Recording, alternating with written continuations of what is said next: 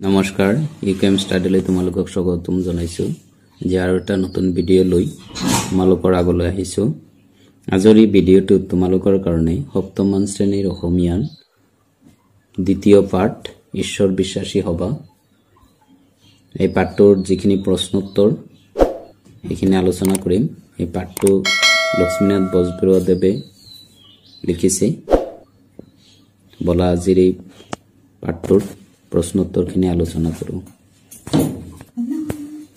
প্ৰথমতে ইয়াৰ শব্দাৰ্থখিনি আলোচনা কৰিম সমৰ্পণ গতাই বা ফুদাই দিয়া কাৰ্য নিগাজি চিৰস্থায়ী সংশয় আশংকা বা সন্দেহ যিকোনো এটা লিখিলে হ'ব নাস্তিক ঈশ্বৰ নমনা সংকট আপদ বিপদ দুটাৰ পৰা এটা লিখিবা অস্তিত্ব সত্তা স্থিতি চাকনৈয়া নৈৰ হুতৰ ঘৰণীয়া পাক কাচিত কেতিয়াবা বা দুইবাৰ নিঠৰুৱা আশ্ৰয়হীন নিৰুদ্বেগ চিন্তা নথকা বা উৎকণ্ঠিত নোহোৱা দণ্ডবী এবিধ ডাঙৰ নাগাৰা কৰোণা দয়া কৃপা খোলাকটি মাটিৰ ভগা পাত্ৰৰ সৰু খণ্ড খোলাকটি তাল অকামিলা তুচ্ছ পদাৰ্থ অসমীয়া ভাষাত জতুৱা ঠাঁচ হিচাপে ইয়াৰ ব্যৱহাৰ মন কৰিবলৈ এইবিলাক নালাগে এটা লিখিলেই হ'ল অকামিলা বা তুচ্ছ পদাৰ্থ গণ্ডপ মাৰি অহংকাৰ কৰি মেটমৰা বৰ গধুৰ বা মেটমৰা বুজা বা মেটমেটিয়া ভাৰ কৰোণা ঢৌকা দয়াশীলতা প্ৰশান্ত ধীৰ প্ৰশ্নোত্তৰ প্ৰথমত আছে চমু উত্তৰ দিয়া এইখিনি আলোচনা কৰিম কোনে মানুহৰ মনত শান্তি আৰু সুখে নিগাজিকৈ বাস কৰে ঈশ্বৰত বিশ্বাস স্থাপন কৰি সুখ দুখ সম্পদ বিপদ সকলো তেওঁৰ চৰণত সমৰ্পণ কৰি কৰ্তব্য কাম কৰি চলা মানুহৰ মনত শান্তি আৰু সুখে নিগাজিকৈ বাস লয় 2 নম্বৰ প্ৰশ্ন খ নম্বৰ ঈশ্বৰত বিশ্বাস কৰোতাজনৰ বুকু ভয়ত নকপে কিয় ঈশ্বৰত বিশ্বাস কৰোতাজনৰ বুকু ভয়তে নকপে কাৰণ তেওঁ জানে তেওঁৰ প্ৰধান সহায়ক পৰমেশ্বৰে তেওঁক সেই বিপদৰ পৰা উদ্ধাৰ কৰিব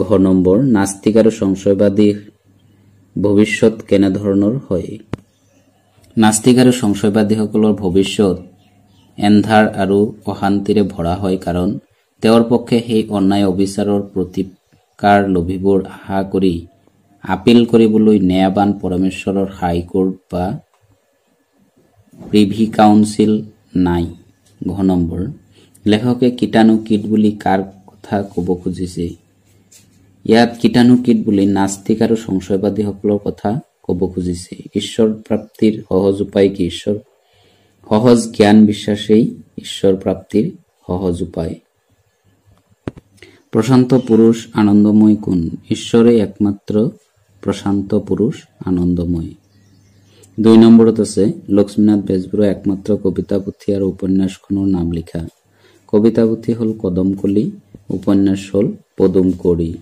লেখকে ঈশ্বৰত বিশ্বাস ৰাখিব লাগে বুলি কিয় কৈছে ঈশ্বৰত বিশ্বাস স্থাপন কৰি সুখ দুখ বিপদ সম্পদ সকলো তেওঁৰ চৰণত সমৰ্পণ কৰি কৰ্তব্য কাম কৰি চলা মানুহৰ মনত শান্তি আৰু সুখে নিগাজিকৈ বাস লয় ঈশ্বৰত বিশ্বাস স্থাপন কৰি কৰ্তব্য কৰি গলে জীৱনত উন্নতি নিশ্চিত হয় হেহে লিখকে ঈশ্বৰৰ ওচৰত বিশ্বাস ৰাখিব লাগে বুলি কৈছে 4 নম্বৰ ব্যাখ্যা আছে বেদ পুৰাণ কোৰাণ বাইবেল ন্যায় দৰ্শন পঢ়িলেহে তুমি ঈশ্বৰক পাবা বুলি নাভাবিবা উক্ত বাক্যশাৰী লক্ষ্মীনাথ বেজবৰুৱাদেৱে লিখা ঈশ্বৰ বিশ্বাসী হবা নামৰ পাঠটিৰ পৰা তুলি দিয়া হৈছে উক্ত বাক্যশাৰীৰ মাজেৰে লিখকে ঈশ্বৰত বিশ্বাস স্থাপন কৰি তেওঁৰ চৰণত সকলো সমৰ্পণ কৰি কৰ্তব্য পালন কৰাৰ কথা অৱতাৰণা কৰিছে বেদ পুৰাণ কোৰাণ বাইবেল ন্যায় দৰ্শন পঢ়ি ঈশ্বৰক লভিব নোৱাৰি সহজ জ্ঞান বিশ্বাসে ঈশ্বৰ প্ৰাপ্তিৰ সহজ উপায় তৰ্ক কৰি বক্তৃতাৰে লৰাক মাকৰ অস্তিত্ব বুজোৱাৰ সকাম নহয় তৰ্ক আৰু শাস্ত্ৰ দুমুহা বতাহে ঈশ্বৰৰ ওচৰৰ পৰা অনেক সময়ত মানুহক উঠুৱাই নি চাকনৈয়াত পেলায় সহজ বিশ্বাসী সন্তানে উজু চুটি বাটে দি খন্তেকতে পৰম পিতা পৰমেশ্বৰক পায় আৰু শাস্ত্ৰৰ হাবিৰ সুৰকীয়া বাটেদি যোৱাসকলৰ প্ৰথমতে পৰুৱাই খাই বাগৰাই নাগুৰ নাগতি কৰে আৰু শেষত অতি কষ্টেৰে ঈশ্বৰৰ কাষ চাপিব পাৰিলেই সৰহভাগে ভাটতে বাগৰি পৰি প্ৰাণ হেৰুৱায়। ইয়াত আমি যে ঈশ্বৰৰ ওচৰত নিজকে সমৰ্পণ কৰি পেলাই যিকোনো কাম কৰিব লাগে সেই কথাকে ভালদৰে বুজাই দিছে। খ নম্বৰ ব্যাখ্যা আছে, মানুহ এই পৃথিৱীত বাপেক মাক নাইকিয়া মাওৰা লৰা নহয়। উক্ত বাক্যশাৰী লক্ষ্মীনাথ বেজবৰুৱাদেৱে লিখা ঈশ্বৰ বিশ্বাসী হ'ব নামৰ পাঠটিৰ পৰা তুলি দিয়া হৈছে। এই বাক্যশাৰীৰ মাজেৰে লেখকে মানুহৰ কৰ্মফলৰ কথা ব্যাখ্যা কৰিছে।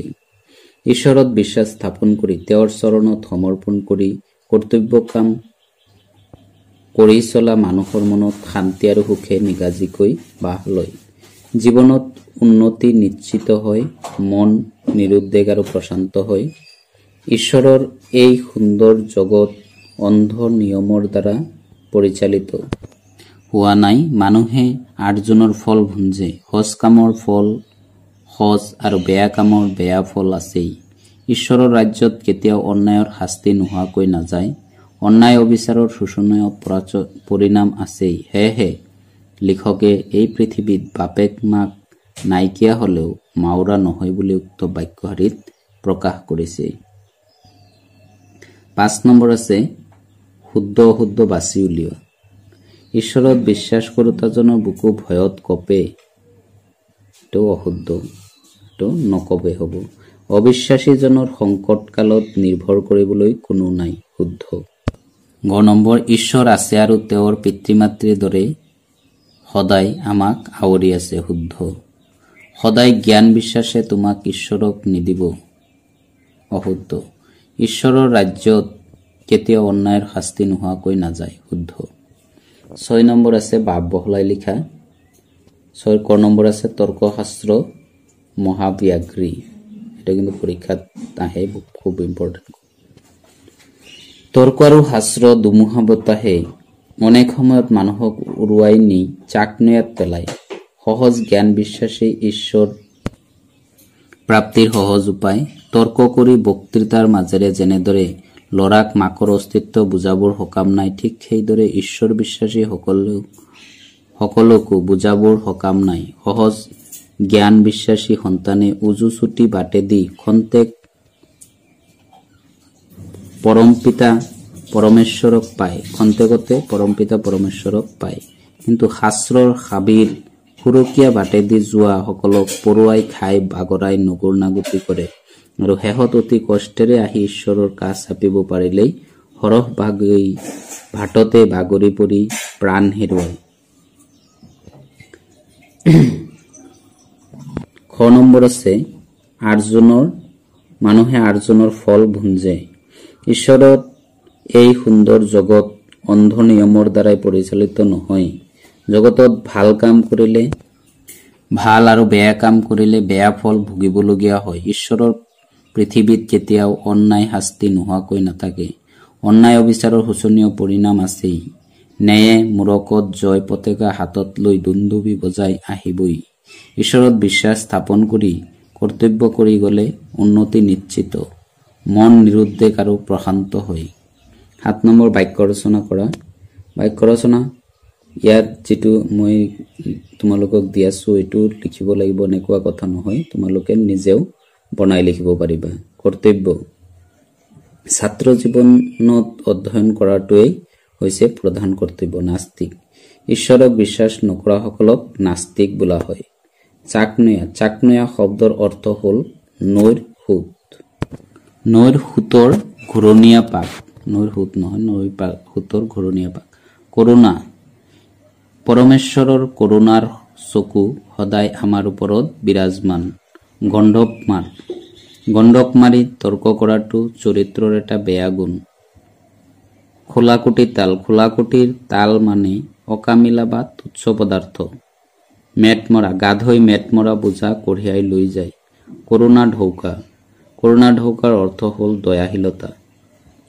নগুৰ নাগতি শাস্ত্ৰৰ হাবিৰ হুৰুকীয়া ভাতে দি যোৱাসকলৰ পৰুৱাই খাই যোৱাসকলক পৰুৱাই খাই নগৰ নাগতি কৰে। 8 নম্বৰত আছে বিপৰীত শব্দ লিখা। শোক দুখ পিতৃ মাতৃ শাৰীৰিক মানসিক আই বোপাই ইহলোক পৰলোক নাস্তিক আস্তিক বিশ্বাস অবিশ্বাস ন্যায় অন্যায় সৃষ্টি ধ্বংস। 9 নম্বৰত খালী ঠাইখিনি পূৰ কৰিব দিছে। শান্তি অস্তিত্ব বুঞ্জে এণ্ডাৰ বিৰাগ্ৰী বৃষ্টি উদ্ধাৰ স্থাপন আৰু নিৰুদ্বেগ। 10 নম্বৰত আছে ইয়াত যেহেতু প্ৰকল্প দিছে আচলতে প্ৰশ্নটো তোমালোকৰ প্ৰকল্প বুলি পৰীক্ষাত নাহিব লক্ষ্মীনাথ বেজবৰুৱা সাহিত্যকৃতিৰ বিষয়ে এটি টোকা প্ৰস্তুত কৰা। লক্ষ্মীনাথ বেজবৰুৱাই সাহিত্যিক জীৱনৰ পাতনি মেলে জোনাকী কাকতৰ মাজতেই জোনাকীৰ পাততেই তেওঁৰ ধেমেলীয়া নাট লিটিকাই খণ্ড খণ্ডকৈ প্ৰকাশ পায়। বেজবৰুৱাৰ অন্যান্য ধেমেলীয়া নাট হৈছে নুমাল পাচনি চিকৰপতি নিকৰপতি তদুপৰি চক্ৰধৰ সিংহ জয়মতী কুঁৱৰী বেলিমাৰ এই তিনিখন তেওঁৰ বুৰঞ্জীমূলক নাটক। পদুম কুঁৱৰী তেওঁৰ একমাত্ৰ উপন্যাস। বুঢ়ী আইৰ সাধু আৰু ককা দেউতা নাতি লৰা তেওঁৰ সাধু কথাৰ পুথি। হাঁহি ধেমালি আৰু জুনুকা তেওঁৰ শিশু সাহিত্য। ৰবি সাধুকথাৰ কুকি জোনবিৰি আৰু কেহুকলি বেজবৰুৱাৰ চৰম 4খন চুটি গল্পৰ পুথি।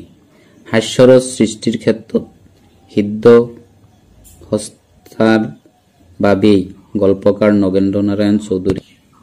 তেওঁক শিৱসাগৰত বহা অসম সাহিত্য সভাৰ ত্ৰয়োদশ অধিৱেশনত ৰহৰাজ উপাধি দিছিল। এইখিনি তোমালোকে ভালদৰে পঢ়িলে ইয়াৰ মাজৰ পৰা যদি কিবা প্ৰশ্ন আহে সেইখিনিও তোমালোকে ভালদৰে পাৰিবা। তো মৰমৰ ছাত্ৰ ছাত্ৰীসকল এইখিনি আছিলে তোমালোকৰ দ্বিতীয় পাঠৰ যি প্ৰশ্নোত্তৰ সেইখিনি আজি দিয়া হ'ল। যদি তোমালোকৰ ইয়াৰ পৰা তোমালোকে কিবা উপকাৰ পোৱা তেনেহ'লে মোৰ এই ভিডিঅ'টি বেলেগলৈ শ্বেয়াৰ কৰিবা আৰু লাইক কৰি দিবা। আজিৰ ভিডিঅ'খিনি এইখিনি আছিলে। ধন্যবাদ।